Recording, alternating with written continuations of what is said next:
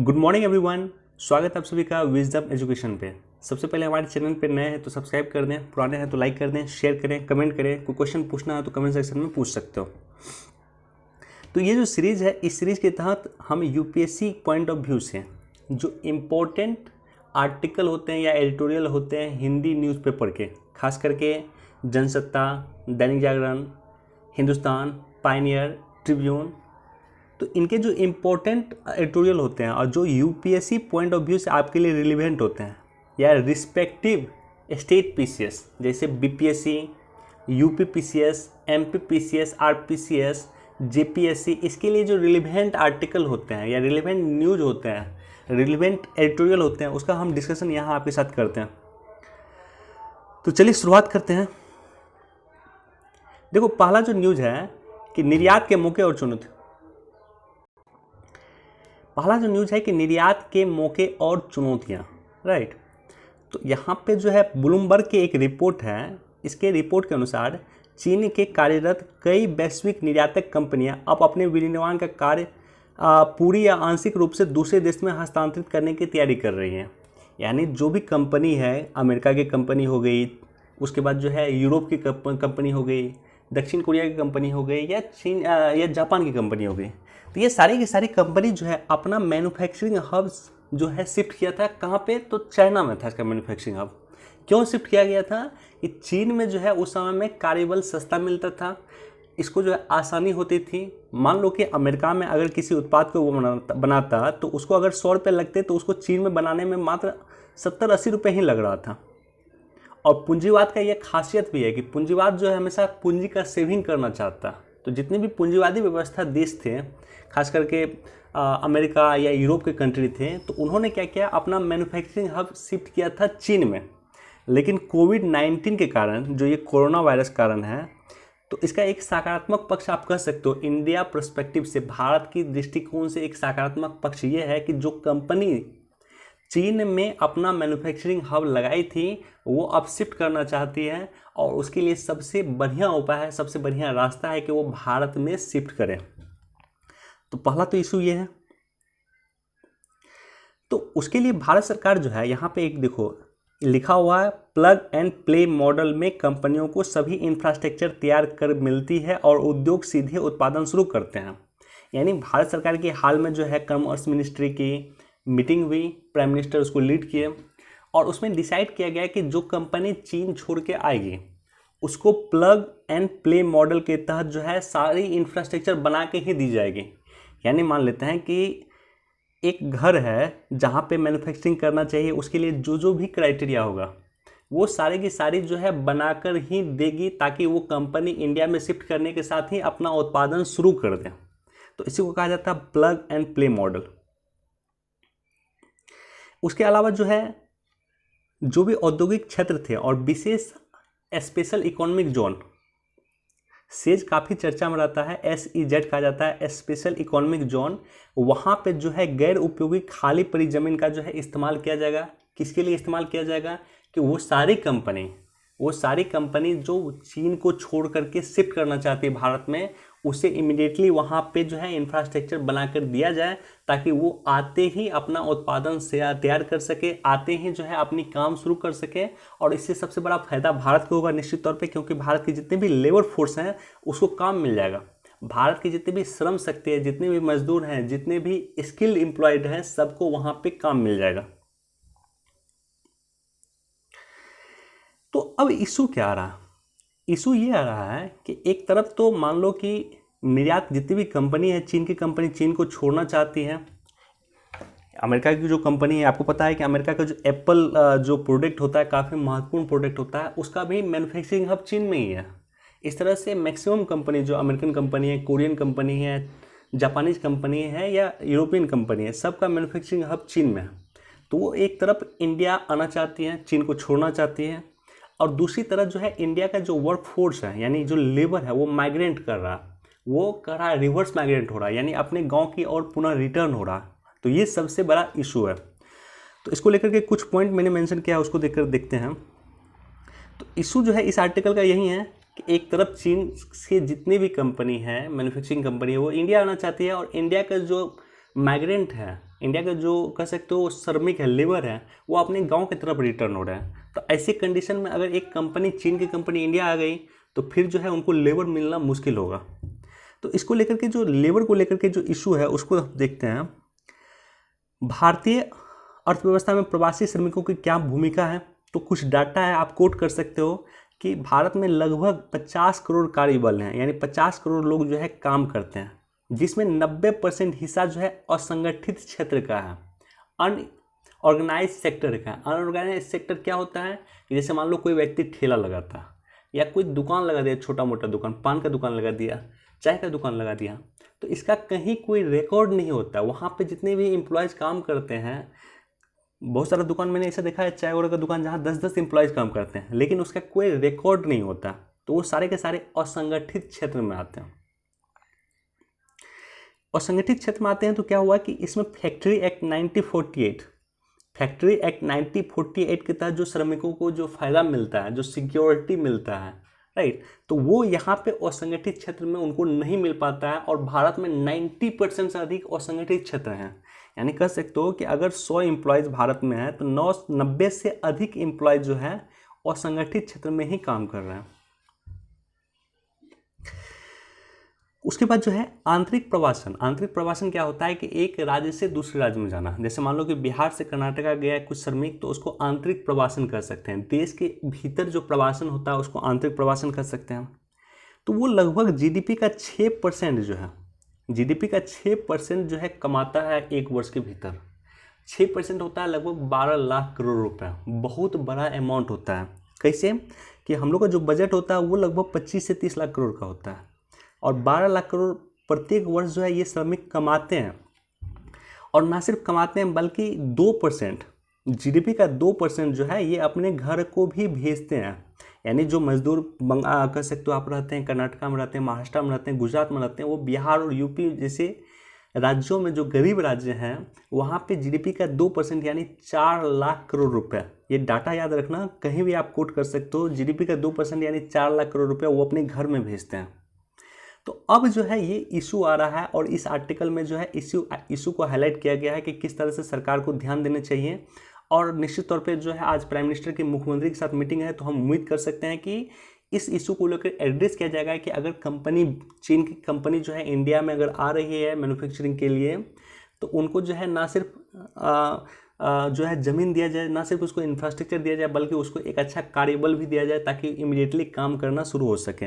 और मज़दूर जिस तरह से जो है घर की ओर रिटर्न हो रहे हैं, उसको जो जहाँ पे है उसको कोशिश किया जाए कि वहीं पे उसको सारी सुविधाएं दे दी जाए, राइट। देखो, विशाखापत्तनम गैस त्रासदी से के सबक, ठीक है। गैस का नाम क्या था? गैस का नाम याद रखना एस्टिरीन था। इस गैस को जो है एस्टिरीन कहा जाता है। और WHO के अनुसार, वर्ल्ड हेल्थ ऑर्गेनाइजेशन के अनुसार, दुनिया के 12वां सर्वाधिक उपयोग करने वाला ये रसायन है। तो विश्व का 12वां सबसे अधिक उपयोग करने वाला ये रसायन है WHO के अनुसार।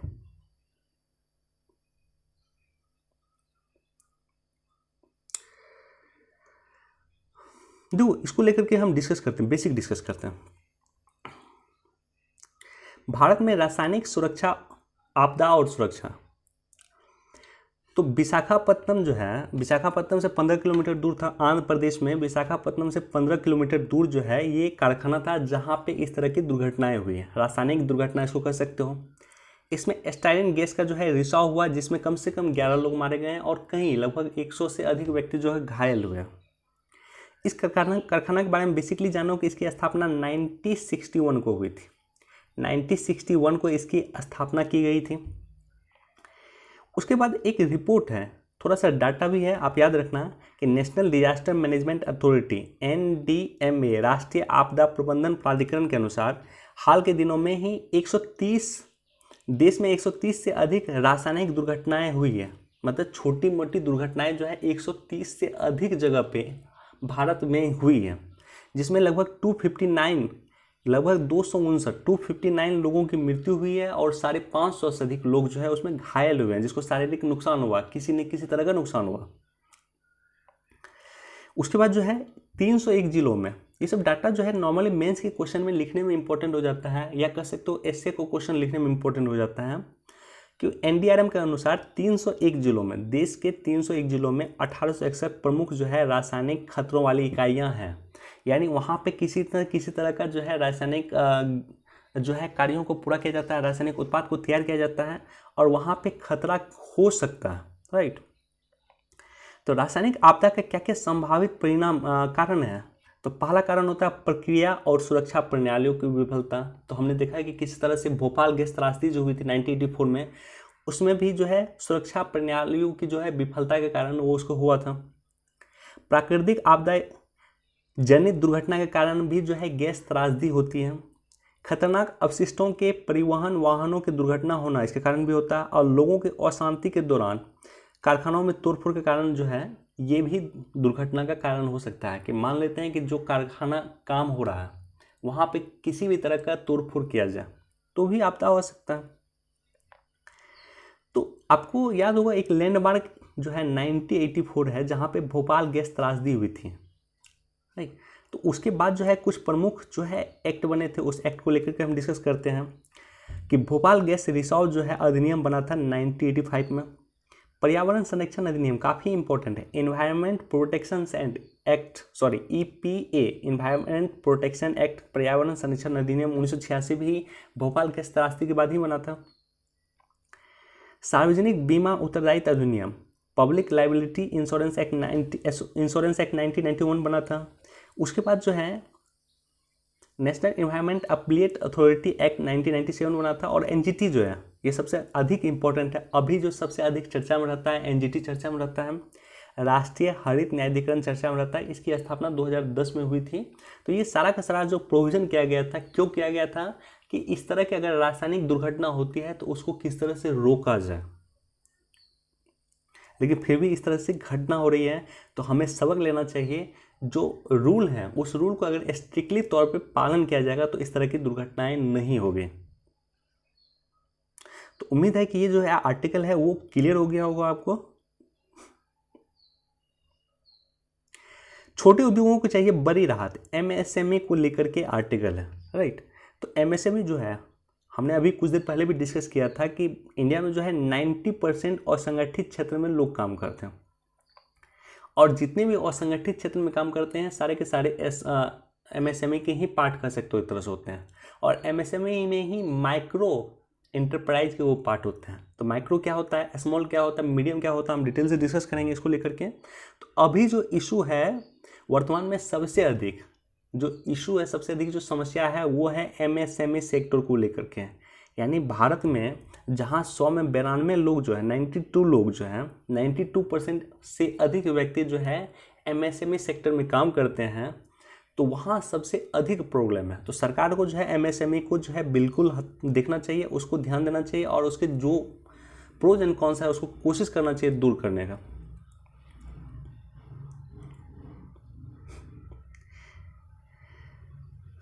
देखो MSME सेक्टर पर लॉकडाउन का क्या प्रभाव है, राइट। तो इसी के रिगार्डिंग ये आर्टिकल है। देश में जो है 92% से अधिक, एक तो डाटा याद रखना, 92% से अधिक MSME काम करते हैं। यानी देश में अगर 100 संयंत्र हैं, 100 अगर उद्योग हैं, तो उसमें 92 से अधिक उद्योग जो है MSME सेक्टर में, पहला। दूसरा है कि MSME में जो है जितने MSME में है, अगर मान लेते हैं कि 1,000 अगर मान लेते हैं कि संयंत्र हैं, 1,000 अगर उद्योग हैं MSME का, तो उसमें 99.5% यानी 995 उद्योग या 995 संयंत्र जो है वो माइक्रो इंडस्ट्री से रिलेटेड है, माइक्रो इंटरप्राइजेज से लेकर रिलेटेड है। उस माइक्रो इंटरप्राइजेज क्या होता है उसके बारे में भी हम बताएंगे आपको। और देश में जो है 11 करोड़ से अधिक लोग MSME सेक्टर में काम करते हैं, ठीक है। तो MSME का निर्धारण कैसे किया जाता है? तो MSME का निर्धारण जो चेंज हुआ है फरवरी 2018 में सरकार ने चेंज हुआ है, और सरकार ने जो है निवेश, पहले जहाँ पर निवेश वर्ड यूज होता था, अब सरकार ने कर दिया वार्षिक कारोबार, यानी एनुअल टर्नओवर के आधार पे किसी भी सेक्टर को माइक्रो, स्मॉल और मीडियम इंटरप्राइजेज में इंटरप्रेट किया जा सकता है। तो माइक्रो क्या हुआ ये वैसे इंटरप्राइजेज जहाँ 5 करोड़ रुपया वार्षिक टर्नओवर हो, यानी एनुअल टर्नओवर 5 करोड़ या उससे कम हो तो उसको माइक्रो कहा जाता है। तो अब इसको कोरिलेट करो, देखो जितना भी एमएसएमई है उसमें 99.9% जो है वो माइक्रो इंटरप्राइजेज हैं। इसका मतलब ये हुआ है कि वहाँ पे टर्नओवर 5 करोड़ रुपए से कम होता है एनुअल। 5 से 75 करोड़ जो है उसको कहा जाता है मीडियम उसको जो है स्मॉल इंटरप्राइजेस कहा जाता है, और 75 से अगर 250 करोड़ होता है तो उसको कहा जाता है मीडियम इंटरप्राइजेस। कई बार पीटी में ये क्वेश्चन पूछा हुआ है, इसलिए याद रखना है इसको।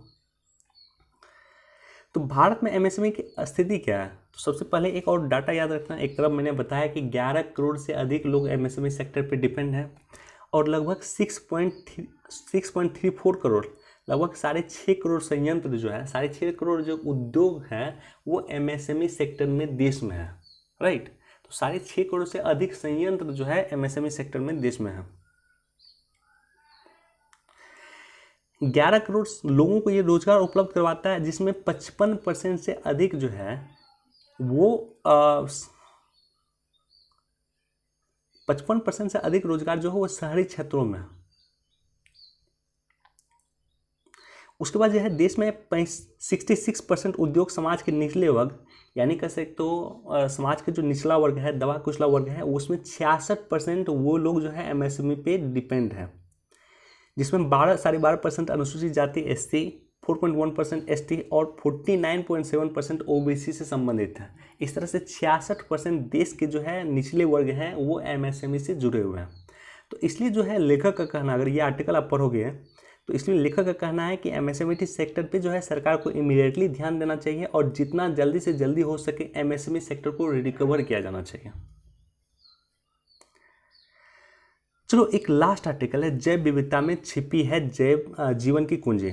तो इसमें जो है देखो यहाँ पे इनका कहना क्या है,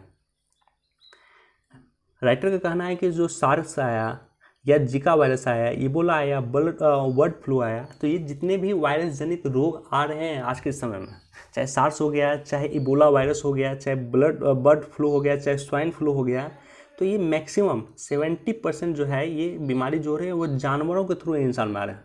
75% बीमारी जानवर के थ्रू इंसान में आ रहा है। जैसे कि आपको पता है कि कोविड-19 जो है, यानी जो कोरोना वायरस अभी जो चल रहा है वो आया चमगादड़ के कारण इंसानों में। तो इसका मतलब क्या है? इसका सबसे इम्पोर्टेंट है कि जैव विविधता पे हम ध्यान नहीं दे रहे हैं।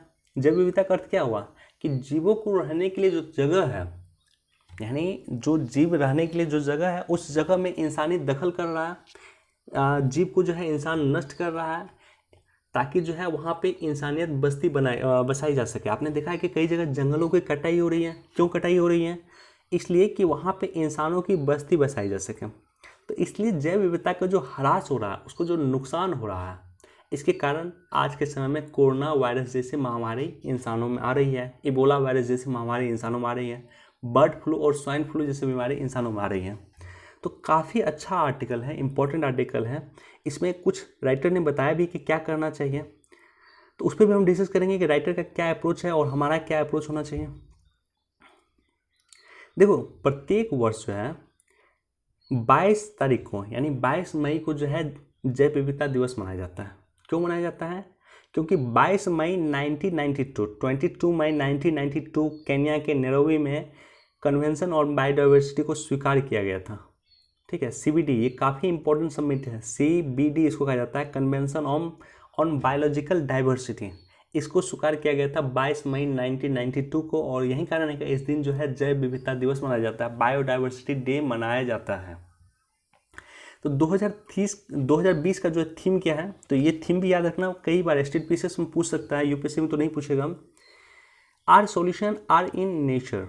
आर सॉल्यूशन, हमारा सॉल्यूशन जो है आर इन नेचर, वो प्रकृति में निहित है। थीम इसका है कि हमारा जो सॉल्यूशन है वो प्रकृति में निहित है। Our solution are in nature. जैव विविधता की समस्या क्या है? आखिर जैव विविधता इस तरह से नष्ट क्यों हो रहा? देखो, तो उससे पहले एक रिपोर्ट मैं आपको बताना चाहता हूँ। देखो एक रिपोर्ट है, काफ़ी इंपॉर्टेंट रिपोर्ट है, यूपीएससी प्रीलिम्स 2018 का क्वेश्चन देखोगे तो डायरेक्टली वहाँ पे पूछा था कि कई वैज्ञानिकों को लगता है कि दुनिया में जीवों के छठे प्रमुख सामूहिक विलुप्ति सिक्स्थ मास एक्सटेंशन के बीच में है। कई वैज्ञानिकों को लगता है कि दुनिया जो है सिक्स मास एक्सटेंशन के बीच में है, जिसका कारण पूरी तरह मानव है।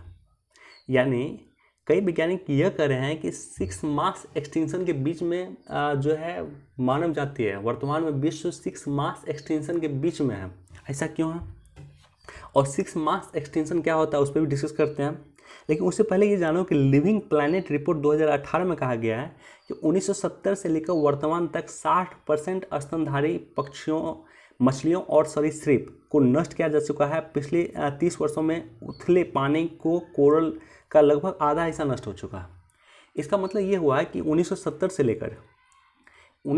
लेकर के 2020 तक यानी 50 साल में 60% से अधिक जाति नष्ट हो गया है। यानी कह सकते हो पहले जो कोयल नज़र आता था अभी हालांकि नज़र आ रहा है, ये बहुत सारा जाति नष्ट हो गया जो पहले एग्जिस्ट करता था, अब आपको पता ही नहीं चलेगा कि वो कहाँ विलुप्त हो गया। तो प्रकृति में 60% से अधिक जाति नष्ट हो गया है, चाहे वो जाति हो स्तनधारी की, चाहे मछली की, चाहे रेप्टाइल की, तो वो नष्ट हो चुका। उसके अलावा जो है 30% जो है कोरल जो है वो नष्ट हो चुका है पिछले 50 वर्ष में। तो इसका सबसे बड़ा कारण क्या है? इसका सबसे बड़ा कारण है मानव, राइट। और सिक्स मास एक्सटेंशन क्या होता है? ये यूपीएससी प्रीलिम्स से क्वेश्चन आया 2018 में। मास एक्सटेंशन होता है कि मास लेवल पे जो है जीव जंतुओं का विनाश हो जाना। तो पृथ्वी जो है, हमारा जो पृथ्वी है, ये 6ठी बार ऐसा हो रहा है कि मास लेवल पे प्रजातियों का विलोपन हो रहा है। यानी 60% से अधिक प्रजातियां नष्ट हो गई। समझ सकते हो ना? तो इसलिए कहा जाता है इसको सिक्स मास एक्सटेंशन के फेज में है, इसके बीच में है। और ऐसा मैं नहीं कहा हूँ, ऐसा कहा रहा है लिविंग प्लैनेट रिपोर्ट 2018 में रिपोर्ट आया था, राइट। और 18 में ही क्वेश्चन यूपीएससी ने पूछा था इस पर।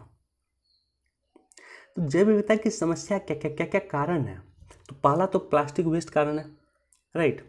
90% से अधिक समुद्री जीव हैं इनफैक्ट, वो किसी न किसी प्लास्टिक को जो है ग्रहण किया हुआ। यानी जो है हम प्लास्टिक फेंकते हैं नदी में, नदी जाता है समुद्र में जो मछलियाँ आती है या जो भी समुद्री जीव है, वो 90% से अधिक जीव जो है वो किसी न किसी रूप में प्लास्टिक को जो है ग्रहण कर लेती हैं, उसको खा लेती हैं।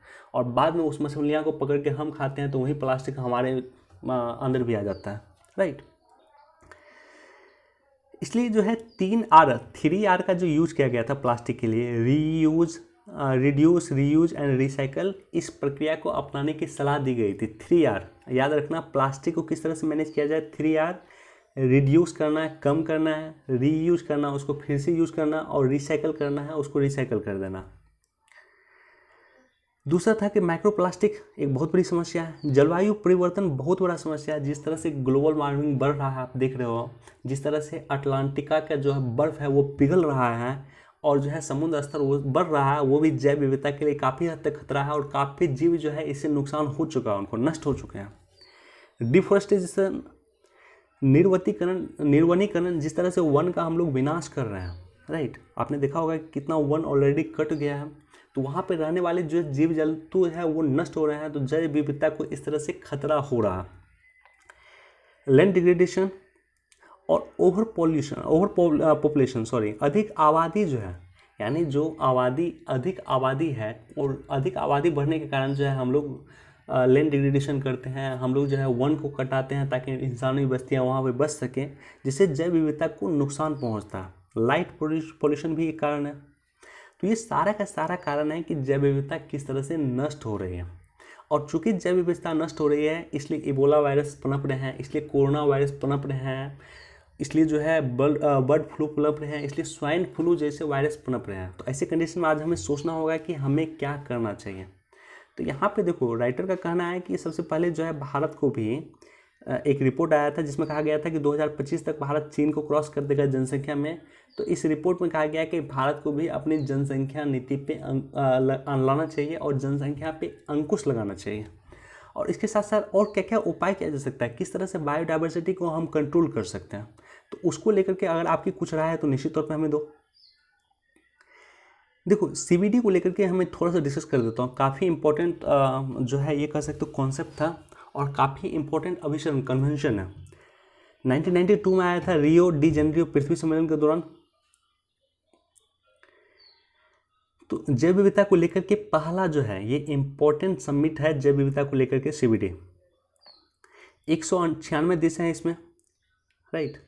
और 2000 में जो है कार्टेजेना प्रोटोकॉल आया था और उसमें एक LMO की चर्चा हुई थी।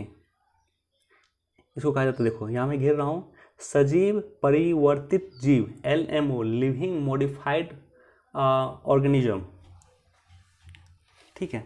तो LMO क्या होता था और इसको क्यों रोका गया? जैसे मान लेते हैं कि आपको पता होगा कि एक भेड़ थी, मैं भेड़ का नाम एक्चुअली भूल रहा हूँ, जिसको क्लोनिंग करके बनाया गया था। तो क्लोनिंग जो कॉन्सेप्ट है वो जीव के लिए यूज नहीं किया जाएगा, इसको रोकने के लिए, ताकि जैव विविधता को उससे भी खतरा हो सकता है। जैसे मान लेते हैं कि क्लोनिंग करके अगर हम कोई नया जीव बनाते हैं तो वो भी जैव विविधता के लिए खतरा हो सकता है। तो इसको रोकने के लिए 2000 में जो है LMO लाया गया था कार्टेजेना प्रोटोकॉल के तहत। तो ये क्वेश्चन डायरेक्टली UPSC में पूछा हुआ है कि किस प्रोटोकॉल के तहत LMO को इंट्रोड्यूस किया गया था। LMO क्या था कि हम क्लोनिंग जैसे कॉन्सेप्ट को हम नहीं लाएंगे, यानी जीवों पे किसी तरह का हम एक्सपेरिमेंट नहीं करेंगे जो खतरा हो सकता है। उसके बाद जो है 2010 में नगोया प्रोटोकॉल आया था और वहाँ पे आईची जो है लक्ष्य जो डिसाइड किया गया था। आईची लक्ष्य में 20 लक्ष्य थे, आईची में जो है 20 लक्ष्य थे और 2010 में आया था, इसका टारगेट था कि 2020 तक हमें इस लक्ष्य की प्राप्ति कर लेना। और इसी के आधार पे जो है इंडिया जो है नेशनल बायोडाइवर्सिटी टारगेट लाया था, जिसमें आईची के जो 20 लक्ष्य हैं तो उसमें 20 लक्ष्य में, आईची के 20 लक्ष्य में हमने 12 लक्ष्य को जो है इंक्लूड किया था NBT के तहत, नेशनल बायोडाइवर्सिटी टारगेट के तहत, राइट। तो ये टारगेट ये आया था, कॉन्सेप्ट आया था 2010 में आया था। ये भी काफ़ी इम्पोर्टेंट प्रोटोकॉल था, नगोया प्रोटोकॉल, जो जापान में सबमिट हुआ था। अब देखो ये क्या है कि ये जो नगोया प्रोटोकॉल था उसके तहत जो आईची टारगेट आया था वो 2020 तक के लिए आया था, यानी 2020 में पूरा कर लेना था। अभी 2020 आ चुकी है, तो 2020 के बाद कुछ नया कन्वेंशन हम लाना चाहते हैं, यानी आने वाले समय में जिस तरह से जैव विविधता को देख रहे हैं कि खतरा हो रहा है, 60% से अधिक आबादी जो है विलुप्त हो चुके हैं, तो एक नया कन्वेंशन हम लाना चाहते हैं 2020 में। तो इसके लिए जो है 2020 काफ़ी हद तक इम्पोर्टेंट है और UPSC हो सकता है प्रीलिम्स में पूछ दें कि 2020 का प्रोटोकॉल, पहली बात तो याद रखिए CBD कन्वेंशन ऑन बायोडाइवर्सिटी जो है 2020 का आयोजित होने वाला चीन में, जिसको COP15 कहा जाता है, कन्वेंशन ऑन पार्टी 15 कहा जाता है, जो चीन में आयोजित होगा और वहीं डिसाइड होगा कि आने वाले समय में हमें बायोडाइवर्सिटी को किस तरह से बचाना चाहिए, उसके लिए क्या एक्शन प्लान लिया जाना चाहिए। तो उम्मीद है कि ये जैव बायोडाइवर्सिटी को लेकर जो कॉन्सेप्ट है, बायोडाइवर्सिटी को लेकर जो दिया गया है, तो उसको थोड़ा सा आगे बढ़ा के भी मैंने बताने की कोशिश किया है। तो उम्मीद है कि आपको क्लियर हो गया होगा। चलिए आज हमारे पास इतना ही था, तो बहुत बहुत धन्यवाद, thank you so much. Please do like share and subscribe.